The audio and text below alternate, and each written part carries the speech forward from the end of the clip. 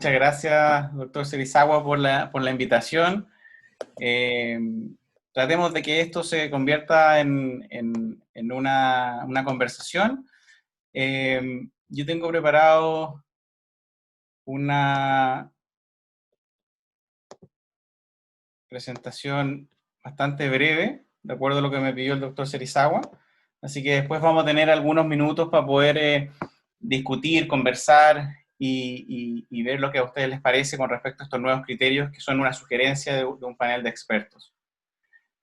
Esos son mis conflictos de interés. Básicamente he recibido fondos para realizar investigación por parte del gobierno de Chile. Y cuando, a modo de generalidad, cuando uno abre un libro de neurología y lee sobre esclerosis lateral amiotrófica, se encuentra con estas frases, ¿ya? Básicamente, el libro les dice a uno que la esclerosis lateral amiotrófica corresponde a una enfermedad neurodegenerativa que afecta a las motoneuronas superiores e inferiores selectivamente y que afecta a personas entre 50 y 60 años de edad con una sobrevida media de alrededor de 3 años, ¿ya?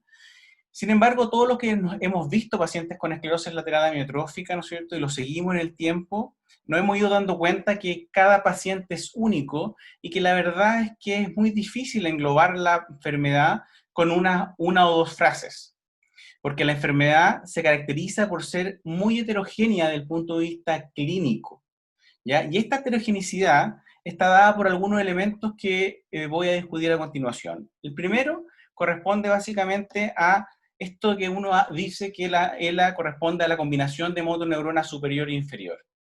Si bien eso es correcto, y las primeras descripciones hechas por Charcot hace más de 200 años describieron pacientes que tenían concomitantemente disfunción de motoneurona superior y inferior, actualmente sabemos que existe un espectro de enfermedad, ¿cierto? Que por un lado tenemos la atrofia muscular progresiva, una enfermedad caracterizada predominantemente por compromiso de motoneurona inferior, y en el otro espectro tenemos la esclerosis lateral primaria, en donde solamente existe compromiso y es exclusivo de motoneurona superior. Y entre estos dos polos, ¿no es cierto?, existen una serie de fenotipos clínicos en donde existe mayor o menor compromiso de ambas estructuras. ¿Ok? El segundo punto es la selectividad. Si bien existe un fenómeno de vulnerabilidad selectiva en la enfermedad en donde predominantemente se afectan las motoneuronas, tanto superior y inferior, la verdad que actualmente existe el concepto que esta es una enfermedad mucho más difusa, una enfermedad neurodegenerativa que afecta otros sistemas que no son necesariamente motores. Y esto es muy claro, sobre todo cuando hablamos de, por ejemplo, el deterioro cognitivo que vemos en la enfermedad, ¿no es cierto?, la cual puede ocurrir en hasta un 50 o 40% de los pacientes, de los cuales aproximadamente de todo el global de pacientes con ELA, un 15% cumple criterios de demencia frontotemporal. Por tanto, la selectividad y considerar la esclerosis lateral amiotrófica como una enfermedad puramente neuromuscular, la verdad que eso no es así. Con respecto a la edad de presentación, es correcto, sí, en general la mayoría de los pacientes se presentan entre los 50 y los 70 años, probablemente actualmente entre los 60 y 70 años predominantemente, pero existen y todos hemos tenido pacientes que pueden debutar a los 30, a los 40 años, y por otro lado, cada vez vemos más pacientes sobre los 80 años con esclerosis lateral amiotrófica.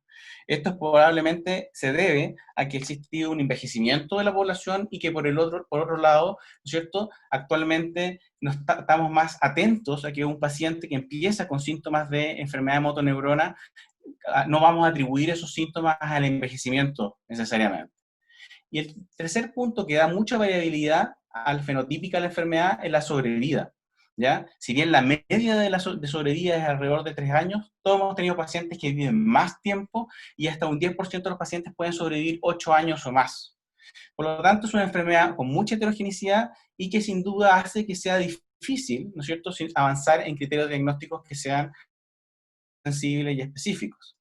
Esta heterogeneidad se puede ejemplificar a través de dos personajes famosos que han tenido la enfermedad. Uno es Lou Gehrig, nombre por el cual lleva esta enfermedad en Estados Unidos, un beisbolista famoso, que de manera bastante precoz inicia un cuadro de compromiso en motoneurona, ¿no es cierto?, luego, presentando una enfermedad rápidamente fulminante, luego de la cual fallece al cabo de 3 años.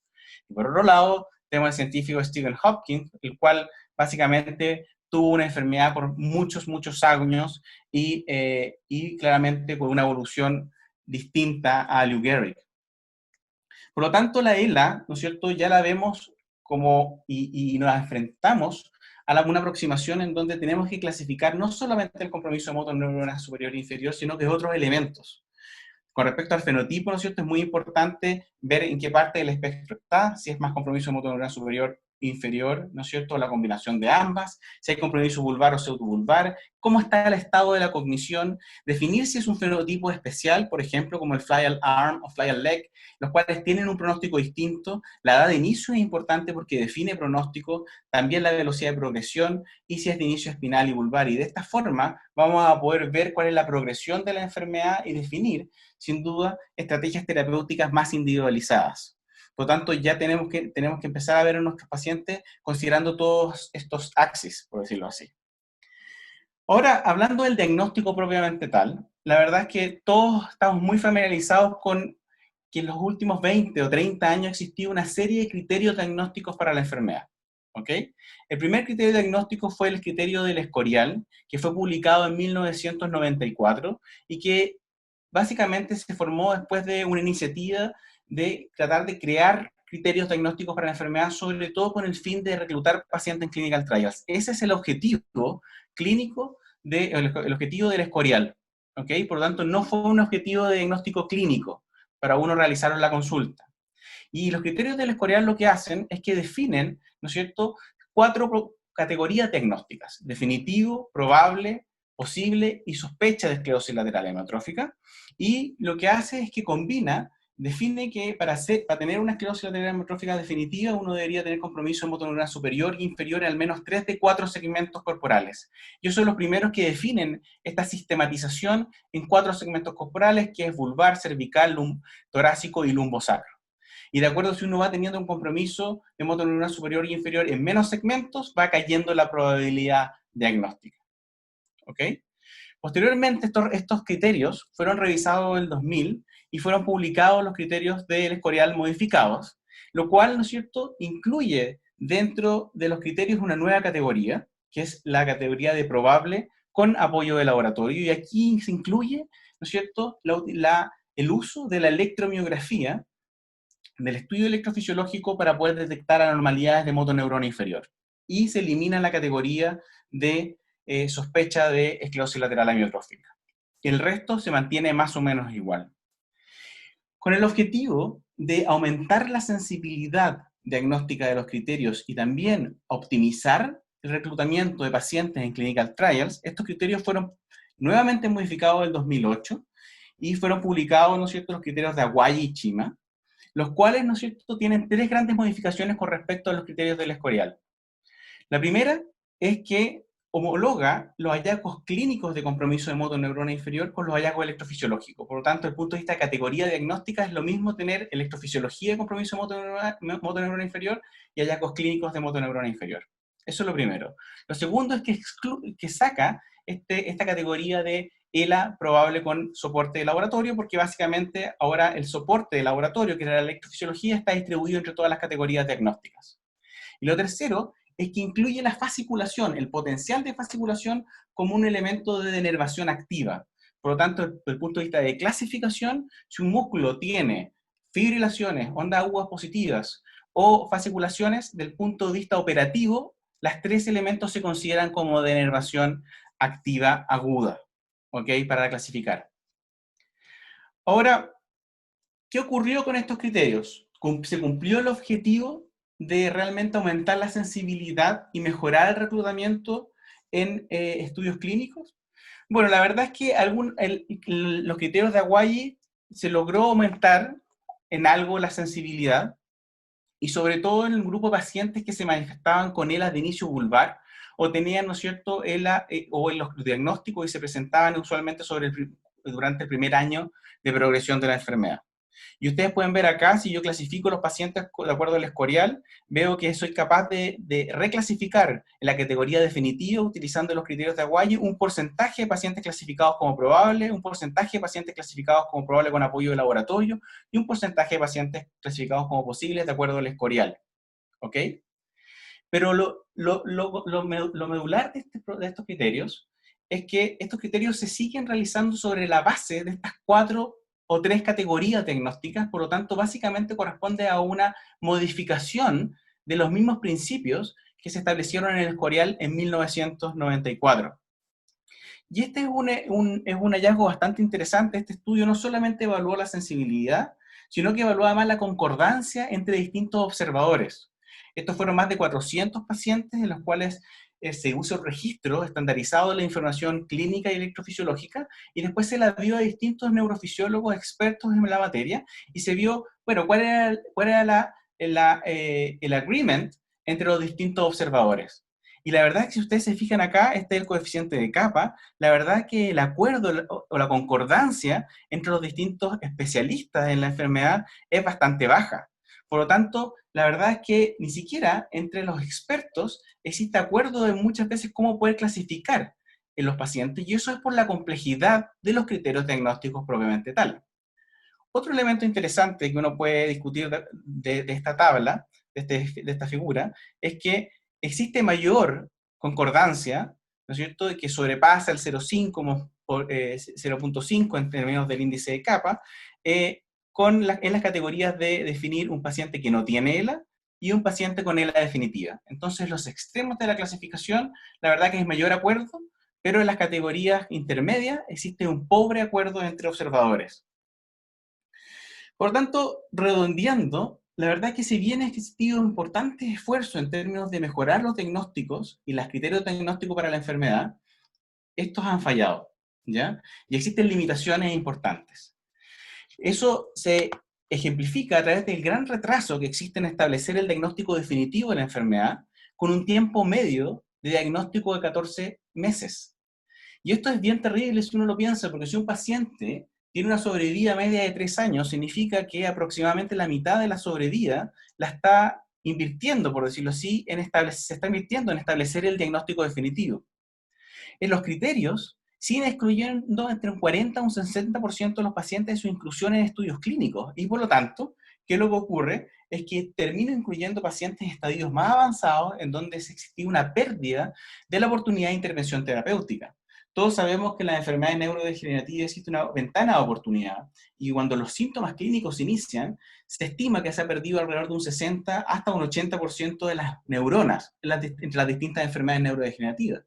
Por lo tanto, si además nos demoramos mucho en hacer el diagnóstico, la verdad es que estamos jugando y tratando de hacer que sobreviva un pool de motoneuronas que eso es muy reducido, y por lo tanto la eficiencia que puede, o la eficacia que puede tener esa intervención es, por supuesto, que es reducida.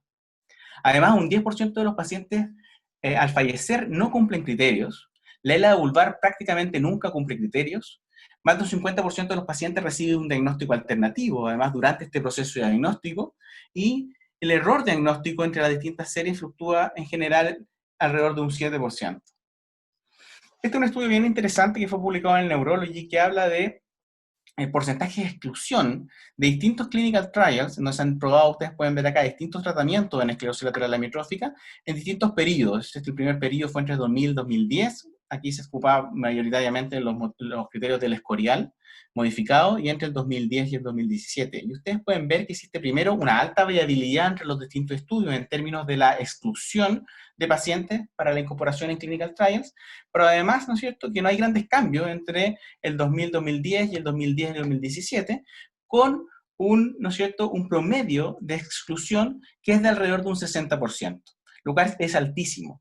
Y otro problema con este grado de exclusión es que finalmente también si se logra o se lograra, ¿no es cierto?, tener un medicamento que cambiara la historia natural de la enfermedad o lograra curar la enfermedad, una pregunta que es válida hacer es si eso va a ser representativo de toda la población de pacientes con esclerosis lateral amiotrófica, dado el alto porcentaje de exclusión que tienen los clinical trials.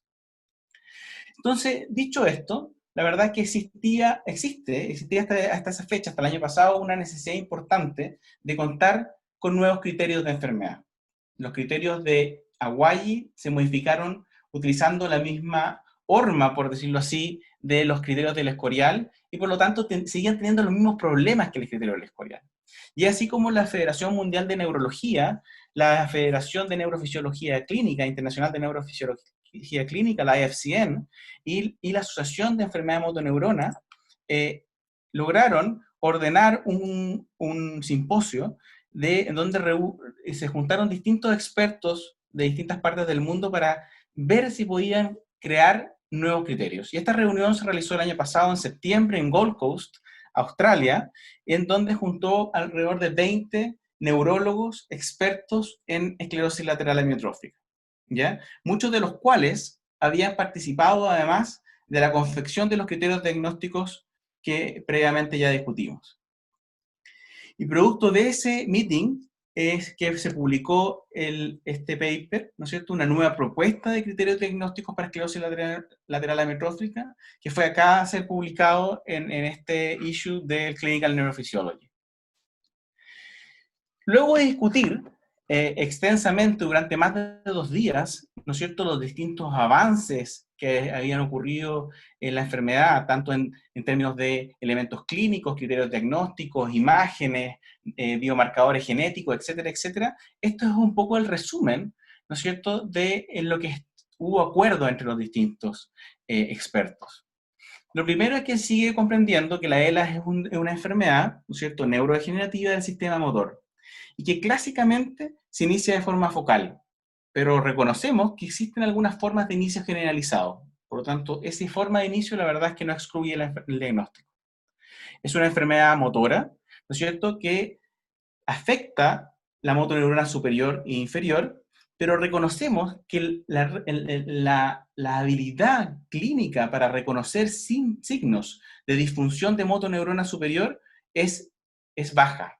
Es decir, somos mucho mejores como neurólogos o clínicos, ¿no es cierto?, para detectar la disfunción de motoneurona inferior, pero no así para detectar la motoneurona superior. Y ese es un problema inherente a la enfermedad.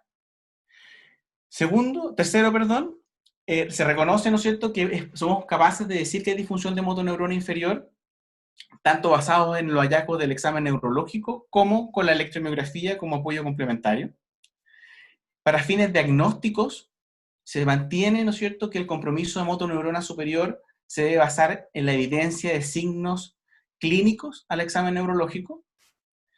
Además, reconocemos, ¿no es cierto?, que la disfunción de motoneurona inferior puede ser objetivada utilizando la técnica de ultrasonido mediante la detección de fasciculaciones en múltiples músculos, sobre todo en músculos que son más proximales y sobre todo en músculos vulvares, ¿ya? Por otro lado, también reconocemos que para evaluar o detectar disfunción de motoneurona superior existe buena evidencia actualmente experimental del uso de la estimulación magnética transcranial, del uso de la resonancia, sobre todo técnica avanzada, e incluso algunos biomarcadores como los neurofilamentos. Sin embargo, reconocemos que todavía existen limitaciones para poder utilizar todas estas técnicas en un setting clínico, y por lo tanto sugerimos que todavía no son necesarias para hacer el diagnóstico de la enfermedad. Y finalmente, ¿no es cierto?, también reconocemos que la ELA propiamente tal, en la ELA existe una alteración en el dominio cognitivo, en el comportamiento y también trastornos psiquiátricos, que es algo común, pero que también disfunción en estos dominios no son esenciales para el diagnóstico. Por lo tanto, ¿cuáles son los criterios que se sugieren en este consenso? Lo primero es reconocer que la ELA, ¿no es cierto?, debe haber en la ELA un trastorno motor que tiene que ser progresivo, que se debe documentar esa progresión por historia o por examen neurológico repetitivo, y que debe estar precedida por una función neurológica normal, por lo tanto es una enfermedad adquirida. Segundo, que debe haber compromiso de motoneurona superior más motoneurona inferior en al menos una región corporal, manteniendo los mismos segmentos corporales que habían sido establecidos en los criterios de la Escorial. ¿Ok? O compromiso de motoneurona inferior en al menos 2 segmentos corporales. Y tercero, que yo creo que es uno de los más importantes, es hacer una investigación exhaustiva para hacer un diagnóstico diferencial adecuado y excluir otras enfermedades que pueden imitar la esclerosis lateral amiotrófica. Por lo tanto, de esta forma, y comparándolo con los criterios de Aguayi o del Escorial, la verdad es que los criterios diagnósticos se simplifican y básicamente se caen en 2 categorías. O esto es esclerosis lateral amiotrófica o esto no es esclerosis lateral amiotrófica. Algunas consideraciones, ¿no es cierto? Como yo les decía, el compromiso motoneurona superior básicamente se sigue basando en los hallazgos clínicos y se requiere al menos de al menos uno de estos signos, como la hiperreflexia, reflejos patológicos, ¿no es cierto?, espasticidad, o lentitud en el movimiento que no sea explicada ni por compromiso de motoneurona inferior o algún síndrome extrapiramidal. Para la disfunción de la motoneurona inferior, puede esto diagnosticarse tanto por el examen clínico, porque hay atrofia, ¿no es cierto?, y debilidad, o por anormalidades electrofisiológicas. Y para las anormalidades electrofisiológicas se mantienen los mismos criterios de Aquaggi, es decir, se requiere cambios neurogénicos crónicos, es decir, potenciales de unidad motora que sean de larga duración, alta amplitud, polifásicos, ¿no es cierto?, o unidades que sean inestables, asociado a evidencia de denervación activa. Esto puede ser fibrilaciones, ondas agudas positivas o potenciales de fasciculación. Como yo les decía, se mantiene en la sistematización las 4 regiones corporales, ¿no es cierto? Y para clasificar el compromiso de motoneurona inferior, ¿no es cierto?, se requiere que al menos 2 músculos de las extremidades estén denervados y que estos provengan de 2 raíces distintas y nervios distintos. Y para el segmento vulvar y el segmento torácico, es suficiente tener un músculo afectado. Finalmente, ¿no es cierto?, obviamente la planificación de qué tan exhaustiva debe ser la investigación va a depender del fenotipo clínico, ¿no es cierto?, de la forma de la presentación clínica de la enfermedad. Y esta puede incluir y debe incluir electromiografía, pero puede incluir, ¿no es cierto?, resonancia nuclear magnética u otras imágenes, estudio de biofluidos, ¿no es cierto?, estudio de líquido cefalorraquídeo y otras modalidades de acuerdo a la sospecha clínica y qué es el diagnóstico diferencial que yo quiero excluir.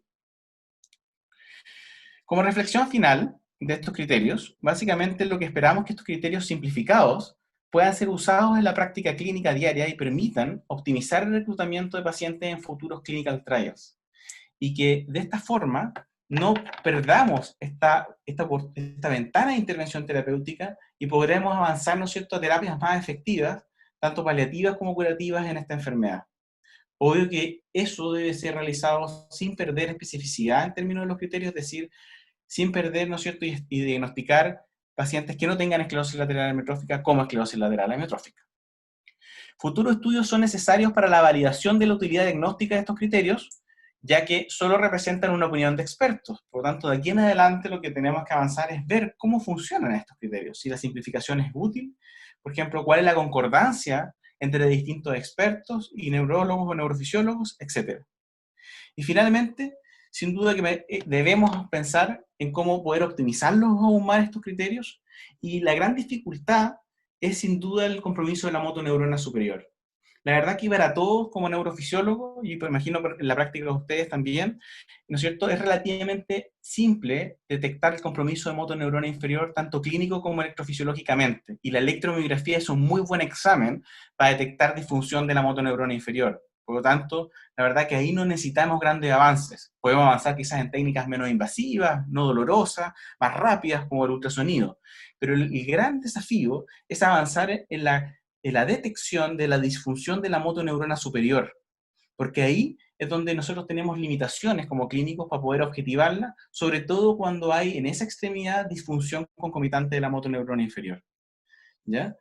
Entonces los futuros criterios diagnósticos deberían considerar sin duda, y cada vez más es algo que se discute en la literatura, la función cognitiva, la genética probablemente también, y sin duda nuevos biomarcadores bioquímicos, neurofisiológicos, imagenológicos, ¿cierto?, que estén orientados, como les decía, sobre todo a detectar la disfunción central de la motoneurona superior. Y para terminar la presentación, les dejo esta frase que fue escrita por Charcot, que fue el neurólogo que escribió hace más de 200 años esta enfermedad, y fue una frase que dijo en relación a esta enfermedad, y que básicamente se traduce como: sigamos buscando a pesar de todo, sigamos buscando, porque probablemente este es el mejor método para poder encontrar, y quizás gracias a nuestros esfuerzos, el veredicto que le demos a nuestros pacientes el día de mañana no va a ser el mismo veredicto que le demos a nuestros pacientes el día de hoy. Y eso lo decía con respecto a la esclerosis lateral amiotrófica. Eso, muchas gracias. Muchísimas gracias, doctor Matamala, por su extraordinaria ponencia. Siéntanse libres de utilizar el chat o alzar la mano para hacer sus comentarios. Yo de entrada, doctor Matamala, le preguntaría, ¿cuál es el siguiente paso ahorita con respecto a al trabajo interesante que iniciaron el año pasado? Sobre todo tomando en cuenta el último comentario que hizo, que digamos el diagnóstico del compromiso motoneuronal superior quizás es el que eh, más problemas nos trae desde el punto de vista clínico. ¿Cuál es el siguiente paso eh, a seguir después del trabajo que ustedes han iniciado? Ujú. Mira, yo creo que el paso ahora es validar esto y que en la utilización de estos criterios no perdamos especificidad, ¿ya? Porque ese es un error muy grande como clínico, es diagnosticar a alguien como ELA y finalmente que no termine siendo una ELA. Eso es catastrófico y es algo que en general a todos los que vemos pacientes con ELA es algo que le tenemos miedo, ¿no es cierto? Es un error importante. Y por eso pongo mucho énfasis en lo que también se pone como tercer punto en estos criterios, que es la investigación, ¿no es cierto? Y la exclusión de diagnósticos diferenciales. Es muy importante realizar ese paso, porque solamente la concomitancia motoneurona superior y inferior por sí solo no hace el diagnóstico de ELA. Yo necesito excluir otras cosas. Enfermedades centrales, raquiestenosis, ¿no es cierto? Tumores, enfermedades amilinizantes, una serie de diagnósticos diferenciales que son necesarios excluir, ¿ya? Y yo creo que eso es algo que no nos debemos olvidar como clínicos, y es parte fundamental de estos criterios. Por lo tanto, la etapa ahora, sin duda, es la validación. Es que ganemos en sensibilidad, ¿no es cierto? No perdamos especificidad, no diagnostiquemos, no nos equivoquemos en diagnosticar la enfermedad, y mejoremos, ¿no es cierto?, la inclusión de pacientes en clinical trials. Es que decir, los pacientes en clinical trials no demoren meses en incluirse y se incluyan de forma precoz. Yo creo que eso con respecto a los criterios. Con respecto a la segunda parte de la pregunta, que es los exámenes complementarios, es avanzar en la validación de exámenes complementarios, ¿ya? Y si quieren más adelante, yo feliz de conversar con ustedes sobre una de las técnicas en la cual yo más he trabajado, que es la estimulación magnética transcranial. Pero desde el punto de vista neurofisiológico, que es lo que nosotros hacemos, una técnica que se ve muy interesante es la evaluación de los periodos de inhibición intracortical, el SICI, utilizando técnicas de estimulación magnética transcranial de pulso pareado, que permite evaluar cómo están funcionando los circuitos intracorticales y permite, ¿no es cierto?, definir si hay una disfunción cortical, que estudios han definido que es algo que es precoz en la ELA y que incluso podría predecir el desarrollo de la enfermedad cuando se han estudiado portadores asintomáticos con mutaciones asociadas a ELA y se han seguido en el tiempo. Pero el problema de la técnica de la estimulación magnética por pulso pareado eh, es que requiere un equipo que tiene cierta sofisticación, requiere entrenamiento, y la verdad que la mayoría de los estudios se han hecho en pocos centros en el mundo, y eso se requiere validación en muchos países, validación multicéntrica, evaluar que usted en Venezuela y yo en Chile, al correr el mismo protocolo, logremos resultados similares, y validar que en el fondo no solamente algunas cortes en países independientes logran ver este fenotipo electrofisiológico, sino que todo el mundo lo ve y cuantificarlo y definir estándares de calidad de registro. Yo creo que ese es un desafío que tenemos como neurofisiólogos en esta enfermedad, es avanzar sin duda en poder validar estos hallazgos que han hecho sobre todo grupos australianos en términos de ver la disfunción cortical utilizando estimulación magnética transcranial. Las técnicas avanzadas de imágenes también son muy interesantes. DTI o algunas técnicas de conectividad son interesantes, pero requieren, yo diría, mayor complejidad en términos de equipamiento y también mayor conocimiento en términos de postproceso. Para mi gusto, y probablemente el sesgo que uno tiene como neurofisiólogo, la estimulación magnética es algo más simple y es algo que eventualmente cualquier laboratorio de hospitales grandes o clínicas grandes pudiese tener como centros de referencia. ¿Y qué peso tendría el ultrasonido musculoesquelético en el diagnóstico de los hallazgos de fasciculaciones versus los hallazgos electromiográficos? El ultrasonido es una técnica muy interesante por varias razones. Primero, es indoloro. Yo creo que eso, y eso yo lo viví de cerca porque cuando hice mi postdoctorado, yo hacía la electrofisiología y un colega japonés hacía el ultrasonido. Y todos los pacientes entraban felices a hacerse el ultrasonido, salían felices de hacerse el ultrasonido con mi colega, en cambio no salían tan felices después de hacerse la electromiografía conmigo. Entonces yo creo que eso es un punto, es indoloro. Evalúa, ¿no es cierto?, una mayor cantidad de masa muscular, ¿no es cierto? La electromiografía, de acuerdo a la aguja, evalúa un área relativamente restringida. Entonces, y puede ser superficial o profundo de acuerdo a la profundidad de la aguja. En cambio, el ultrasonido, ¿no es cierto?, dependiendo del modo, evalúa un área muy, muy grande de músculo. Por lo tanto, hay más chance de detectar fasciculaciones. Y otra cosa es que evalúa músculos que pueden ser, ¿no es cierto?, más difíciles de evaluar. Por ejemplo, la región vulvar, yo creo que para todos no es algo tan fácil, ¿no es cierto?, y tiene ciertas complejidades, porque necesita que el paciente se relaje, la posición, etcétera, hacer electromiografía, ¿no es cierto?, del genioglosso u otro músculo vulvar. Y con el ultrasonido es bastante fácil poner un transductor el mentón, registrar todo el grosor del geniogloso y de los músculos de la lengua y identificar fasciculaciones. Por lo tanto, una técnica muy interesante, solo para la detección de fasciculaciones, no permite detectar fibrilaciones ni otras actividades nervatorias muy pequeñas, y también podría detectar cambios de cogenicidad cuando el músculo está bien denervado, pero obviamente esos cambios de cogenicidad son más tardíos. Yo creo que para fasciculaciones es algo muy interesante y probablemente es una herramienta que todos vamos a tener que seguir aprendiendo. Bueno, tenemos muchísimas preguntas, aparte de muchísimos comentarios, felicitándolos por la conferencia.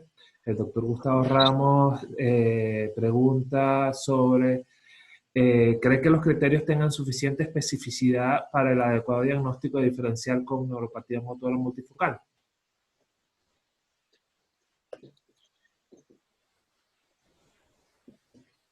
Sí, esa es una muy buena pregunta, porque los criterios consideran que uno podría hacer el diagnóstico de ELA con dos regiones comprometidas, ¿ya? Con dos regiones comprometidas con solo compromiso de motoneurona inferior, ¿ok? Eh, y ahí es donde probablemente nosotros como neurofisiólogos y clínicos tenemos un rol muy importante en hacer el diagnóstico diferencial y en hacer buen estudio de investigación y muy buen examen neurofisiológico. Si hacemos conducciones distales, hacemos pocos nervios, pocos músculos, poca electromiografía y no buscamos bloqueo de conducción, tenemos riesgo sin duda de caer en un diagnóstico errado. Y eso es parte de hacer bien las cosas, ¿no es cierto? Entonces, sin duda, aquí es fundamental establecer un protocolo de estudio electrofisiológico que involucre varios nervios, estimulación de segmentos proximales, ¿no es cierto?, distales, buscar los bloqueos de conducción y, ¿no es cierto?, evaluar también el fenotipo. El fenotipo de una neuropatía motora multifocal, si bien se puede parecer en el compromiso más bien distal de la extremidad, en general no genera afectación proximal desde el punto de vista clínico, es más bien apendicular y tampoco genera compromiso vulvar. Y obviamente no genera compromiso en motoneurona superior. Por lo tanto, el seguimiento a estos pacientes y un buen diagnóstico diferencial y examen clínico al inicio es fundamental, porque se podría caer en ese error diagnóstico. Sí, es uno de los probablemente mimics en que si uno no hace un estudio neurofisiológico exhaustivo, podría haber un error diagnóstico. La doctora Asisa nos pregunta, un paciente con alteraciones vulvares y estudia electrodiagnósticos normales, ¿en cuánto tiempo debería repetir la exploración electromiográfica, ya que los criterios parecieran absolutos? Eso no es. Si tiene alteración vulvar y uno diagnostica compromiso de motoneurona superior, ¿no es cierto?, y inferior en ese segmento, y hace un diagnóstico diferencial adecuado con resonancia, ¿no es cierto?, y otras técnicas de estudio, el diagnóstico básicamente va a ser una ELA de inicio vulvar, o podría ser una parálisis vulvar progresiva. La forma de la categoría diagnóstica entre esas dos va a depender de la forma de evolución. En general, la parálisis vulvar progresiva el segmento vulvar queda confinada a la enfermedad por al menos 6 meses y algunos más. En cambio, la ELA vulvar evoluciona un poquitito más rápido y tiende a comprometer las extremidades. Siempre es bueno repetir la electrofisiología porque aumenta la certeza diagnóstica, ¿no es cierto? Y hay que considerar otros diagnósticos diferenciales, por ejemplo, una enfermedad de Kennedy, ¿no es cierto? U otro tipo de enfermedades genéticas o dentro de los diagnósticos diferenciales. Yo creo que todo depende de la forma clínica y la evolución clínica. Si ese paciente evoluciona después de con compromiso vulvar y aparecen las fasciculaciones linguales y aparecen fasciculaciones en extremidades y uno ya hizo un estudio exhaustivo, la verdad que el diagnóstico clínico ya está. En ese sentido, no tendría mucha lógica repetir la electrofisiología. Va a depender de la evolución del cuadro. Y ahora, por otro lado, si solo tengo compromiso de motoneurona superior, sin motoneurona inferior clínico, en el segmento vulvar y está restringido, probablemente entre 4 a 6 meses es prudente repetir la electrofisiología para buscar dirigidamente el compromiso neurogénico y ver si es que hay compromiso concomitante en motoneurona superior e inferior. La doctora Rosenberg nos pregunta, ¿hay alguna forma de diferenciar entre pacientes con esclerosis lateral amiotrófica y con mielopatía? ¿Mielopatía? Mielopatía, sí. Okay. Bueno, ahí también los patrones clínicos son, si bien es uno de los principales diagnósticos diferenciales a descartar, la ELA en general es una enfermedad que no duele, ¿ya? Es indolora inicialmente, ¿ya? Es raro encontrar que haya dolor radicular, ¿no es cierto? O trastorno o claudicación en su historia. Por lo tanto, claramente el patrón de evolución y la historia clínica que te va a dar el paciente va a ser muy importante en hacer el diagnóstico diferencial. Por otro lado, si uno tiene solo un compromiso de la región cervical hacia abajo, o hay un nivel sensitivo, o hay trastorno esfinteriano, uno va a sugerir sin duda un compromiso mielopático. Por lo tanto, la mielopatía se puede acompañar de otros signos, ¿no es cierto?, que no va a estar en las pacientes con ELA, probablemente tal. Y por otro lado, ¿no es cierto?, si yo no tengo compromiso de motoneurona superior e inferior por sobre el segmento cervical, es en ese caso específicamente en donde una neuroimagen del segmento cervical, sobre todo una resonancia cervical o una resonancia de toda la columna vertebral, es muy importante porque es uno de los diagnósticos diferenciales que yo debo realizar, ¿ya? Debo excluir. Obviamente el fenotipo clínico de una raquiestenosis en general va a ser de compromiso neurogénico en las extremidades superiores y de compromiso, ¿no es cierto?, piramidal en las inferiores. Por lo tanto, va a haber un patrón, ¿no es cierto?, en donde es bastante infrecuente que exista concomitancia de motoneurona superior e inferior en un segmento. Pero sin duda es un diagnóstico diferencial a excluir y es por eso que la mayoría de nosotros, imagino que la experiencia de ustedes hace de rutina estudios de imágenes cervical y cerebro, columna cervical en toda paciente con esclerosis lateral amiotrófica. Hay algunas preguntas que se repiten. Tanto la doctora Eliana Escobar como la doctora Ruth Álvarez preguntan, ¿existen ya o tienen conocimiento de algunos estudios que ya estén validando esta propuesta de criterios?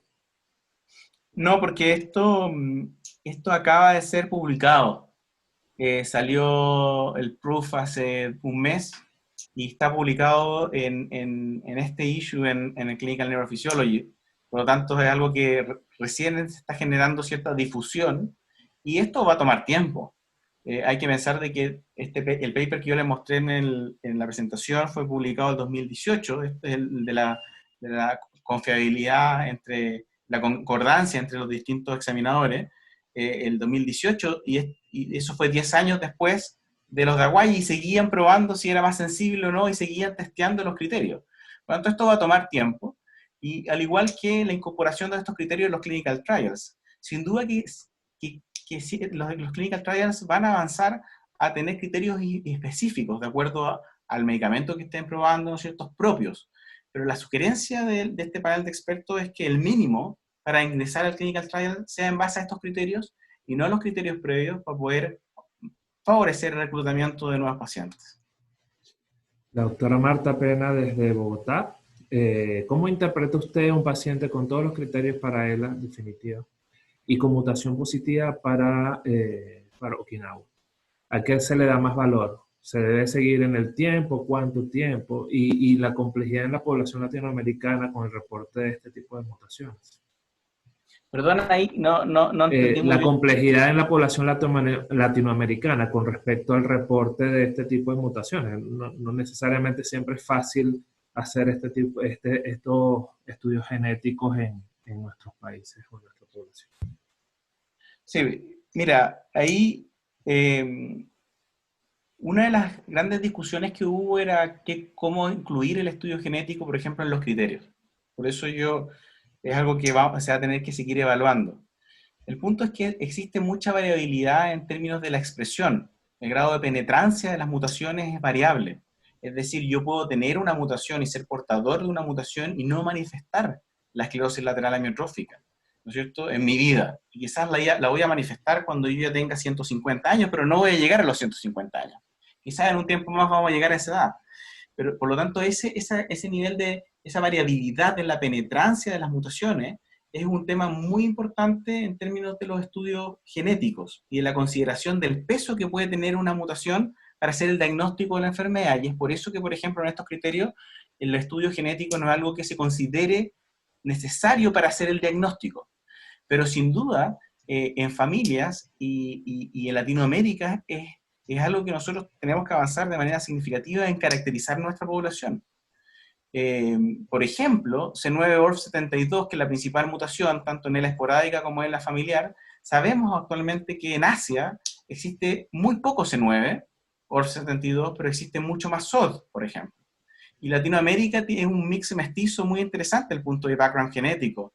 Por lo tanto, sí o sí hay que avanzar en eso, porque sin duda, el tener nuestra población caracterizada nos va a permitir que ante el desarrollo tecnológico de ciertas estrategias individualizadas a pacientes que tengan una mutación, un subtipo de mutación, nosotros estar preparados y poder ofrecer ese grupo de pacientes para poder testear nuevos tratamientos. Por lo tanto, yo creo que la caracterización de nuestra población, independiente que en este momento no tengamos estrategias terapéuticas específicas, es muy importante, porque probablemente nosotros en Latinoamérica debemos tener un grupo, o podemos incluso tener mutaciones que no han sido descritas en otras poblaciones. Así que yo creo que eso algo ahí hay que avanzar, pero sin duda tiene alta complejidad por ser una enfermedad, primero que no es tan común, no es de las enfermedades más raras, pero no es tan frecuente, y en los costos que hay detrás de hacer estudios genéticos. Otra de las preguntas que le hace, ¿con qué frecuencia recibo pacientes con atrofia muscular progresiva y si esta siempre se limita a la neurona motora inferior o si se generaliza? Eso es una muy buena pregunta. La verdad es que es una enfermedad bien rara, ¿eh? Porque la mayoría de los pacientes, cuando uno observa un fenotipo de motoneurona inferior, una ELA, que primero termina siendo ELA, de predominio motoneurona inferior, la mayoría evoluciona hacia un compromiso de motoneurona superior en algún momento, ¿ya? O sea, aparecen signos piramidales en algún momento. Y esa es la principal historia natural que tienen los pacientes con atrofia muscular espinal. Es por eso que la verdad que desde el punto de vista de evoluciones son pacientes que hay que seguirlos en el tiempo y esperar, ¿no es cierto?, ir evaluando la aparición de estos criterios, de estos elementos clínicos. Por otro lado, en ese subgrupo es el grupo de pacientes, para mi gusto, que es más interesante tener técnicas electrofisiológicas o paraclínicas que nos permitan determinar la disfunción de la motoneurona superior, porque no la podemos ver clínicamente por la degeneración de la motoneurona inferior, y es muy importante en ese grupo poder acceder a poder estudiarla y ver que finalmente lo más probable es que ese grupo de pacientes son ELAs, sino que son ELAs en donde predomina tanto la motoneurona inferior que yo no la puedo examinar y por lo tanto no la puedo clasificar como una ELA probablemente tal. Esa es la opinión de la mayoría de los expertos, que la mayoría de las atrofias musculares espinales, ¿no es cierto?, no genéticas, no en fondo asociada a ninguna mutación probablemente tal, la mayoría probablemente son ELAs en un concepto bien amplio de la palabra, ¿ya? Distinto es PLS, es la esclerosis lateral primaria. La esclerosis lateral primaria, que es el otro espectro, acaban de ser publicados en el JNNP, también criterio diagnóstico para esclerosis lateral primaria, y ahí es un fenotipo más bien restringido y bien focal de solo compromiso de motoneurona superior si el paciente cumple criterios clínicos, que es básicamente mantener un síndrome motoneurona superior aislado por al menos 4 años. Ese es un fenotipo más bien puro de enfermedad de motoneurona y que tiene también una evolución que es menos agresiva. Otra de las preguntas que hacen por acá, ¿cómo diferencia una monomielínica de una enfermedad motoneurona inferior?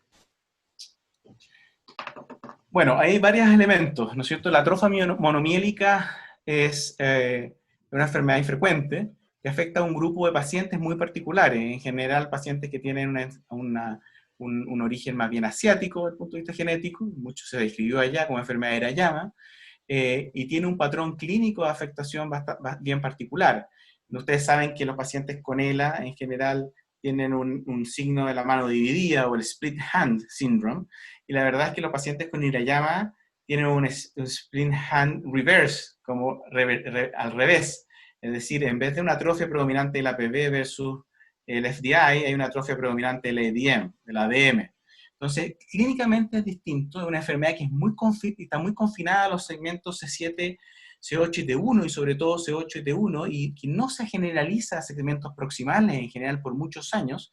Y lo otro es que las neuroimágenes no ayudan mucho, en donde las neuroimágenes en general, ¿no es cierto?, van a ver cambios espinales y de la médula espinal que son muy sugerentes de la enfermedad y que no lo vamos a ver en una ELA de predominio motoneurona inferior de inicio por la extremidad superior, donde es ese grupo de pacientes que puede asemejarse al ser una ELA con compromiso predominantemente motoneurona inferior, va a haber un compromiso neurogénico que va a ser más extendido, que va a haber compromiso proximal, que se va a generalizar rápidamente y en general la resonancia nuclear magnética va a ser normal. Por lo tanto, hay diferencias clínicas en términos de electrofisiología por este split hand index, que no, obviamente no es, va en la dirección opuesta a la ELA, y los hallazgos imagenológicos. Le siguen mandando felicitaciones por su excelente conferencia. Otra de las preguntas, ¿qué perspectiva tiene de los oligonucleótidos antisensitivos? Yo creo que como estrategia general, es algo que vamos a ver más avance en los próximos años. ¿Ah? Y lo estamos viendo en otras enfermedades neurológicas. Y lo que avanza un poco en el contexto de medicina personalizada. Lo que hacemos ahora, ¿no es cierto?, es, bueno, no tenemos una estrategia o tenemos el Riluzol, eventualmente uno podría considerarlo una estrategia farmacológica, pero es que tratamos a todos nuestros pacientes por igual, ¿no es cierto? Damos un medicamento, son todos iguales, pero sabemos que de ese grupo de pacientes solo una pequeña proporción o una proporción que puede ser, dependiendo del rendimiento del medicamento, variable, ¿no es cierto?, va a responder. Y estos oligonucleótidos en este sentido y estas terapias más dirigidas van a identificar grupos de pacientes que pueden responder, en este caso grupos que tienen una susceptibilidad genética a determinados tratamientos. Y eso, la verdad, yo creo que es parte del futuro, y lo estamos viendo en otras enfermedades neuromusculares y neurológicas, donde si yo sé el genotipo, ¿no es cierto?, puedo desarrollar terapias individualizadas, ¿no es cierto?, para atacar ese genotipo. Uno de los mejores ejemplos, bueno, aparte, ¿no es cierto?, de otras enfermedades neuromusculares, por ejemplo, la amiloidosis. La amiloidosis, ¿no es cierto?, por ATTR, por mutación de ATTR, ahí se fue publicado en New England hace 2 años, un fármaco que inhibe básicamente, ¿no es cierto?, la expresión de esta proteína mutada y logra cambios significativos desde el punto de vista clínico en los pacientes. Y logra incluso cambiar pacientes en categoría de ocupar silla de rueda, por ejemplo, a ocupar 1 o 2 bastones, solamente con 18 meses de seguimiento. Entonces, ahí el desafío para nosotros actualmente, como Latinoamérica, es caracterizar nuestra población, porque estos medicamentos nos van a llegar en el futuro, y vamos a tener que discutir otros elementos que son importantes, que son los costos de estos medicamentos. Eso es un tema no menor, ¿ya? Pero tenemos que estar preparados porque tenemos que saber si nuestra población va a ser subsidiaria, ¿no es cierto?, a utilizar esos medicamentos en el futuro. Por lo tanto, avanzar en la caracterización de nuestra enfermedad, saber cuántas de las tenemos en los países latinoamericanos, saber cuántos son genéticos, qué mutaciones, es algo que sin duda es el desafío actual, como ya les había contado. ¿Qué tan lejos estamos de la terapia génica y de las nuevas alternativas en Si tú este me preguntas, segmento? la terapia génica debería ir dirigida a C9orf 72, ¿ya? Que es la expansión de un hexanucleótido, es decir, son 8 pares de bases que se expanden repetitivamente en una región intrónica, lo que desde el punto de vista genético es altamente complejo y yo creo que aún falta para poder caracterizar los mecanismos moleculares asociados a C9orf. Cuando los caractericemos mejor, sin duda vamos a poder avanzar en estrategias más dirigidas desde el punto de vista genético. Yo creo que nosotros, en el fondo la generación que estamos acá, vamos a ver cambios.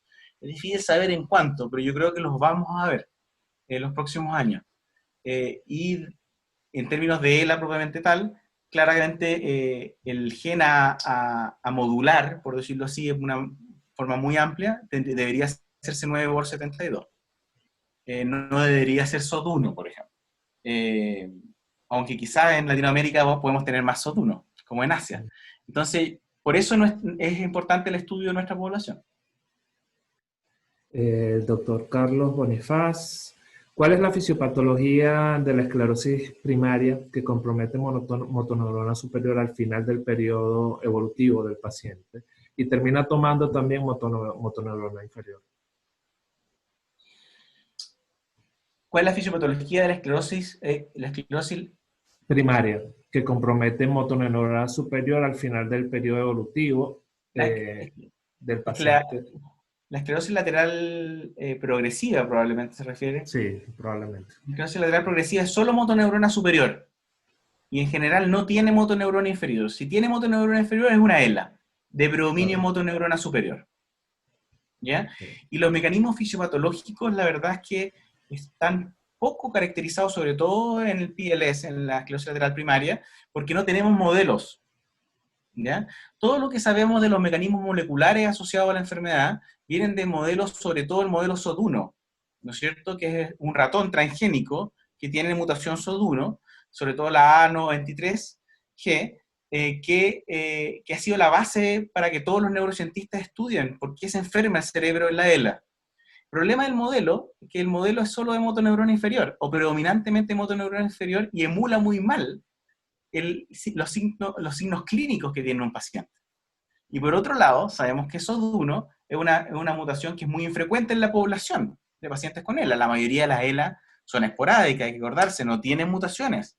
El 95% o el 90-95% de nuestros pacientes son esporádicos, es decir, son probablemente una enfermedad poligénica, ¿no es cierto? Deben haber factores de riesgo genético, pero no hay una mutación que se herede de forma autosómica dominante con una penetrancia significativa. Entonces, la verdad es que todavía falta mucho por caracterizar con respecto a los mecanismos fisiopatológicos y hay que avanzar, sobre todo cuáles son los mecanismos fisiopatológicos en el ser humano, porque lamentablemente muchas terapias han podido disminuir la progresión de la enfermedad en el modelo murino, por ejemplo, pero no ha sido posible hacer la traslación desde los modelos transgénicos al paciente. Por lo tanto, tenemos que avanzar mucho más en estudiar qué ocurre en los pacientes para poder buscar la solución, porque los pacientes son finalmente el objetivo final de toda nuestra investigación.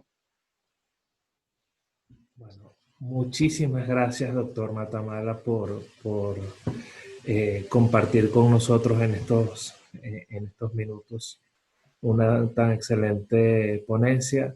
Agradecemos, esperamos que esta no sea la última conferencia y la última actividad que podamos compartir con usted. Agradecemos también a la doctora Iliana Escobar que nos facilitó su contacto.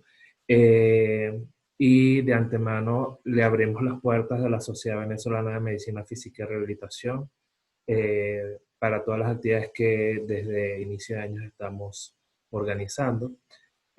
Agradezco a todos los participantes de esta actividad y los invitamos al próximo Journal Club que será en aproximadamente 2 semanas. Próximamente en nuestras redes sociales estaremos informando los detalles. Y nuevamente, mil gracias, doctor Matamala, y nuevamente espero que esta sea la primera de muchas actividades que podamos compartir. Bueno, muchas gracias a ustedes por la invitación. Siempre es un gusto poder discutir y conversar sobre estos temas. Así que no, pues yo encantado de poder juntarnos a conversar en cualquier otro momento sobre lo que ustedes quieran, sobre todo relacionado con neurología y neurofisiología. Bueno, muchísimas gracias. Ya, pues, que estén muy bien. Hasta luego. Chao, chao. Saludos a todos. Que estén muy bien. A cuidarse.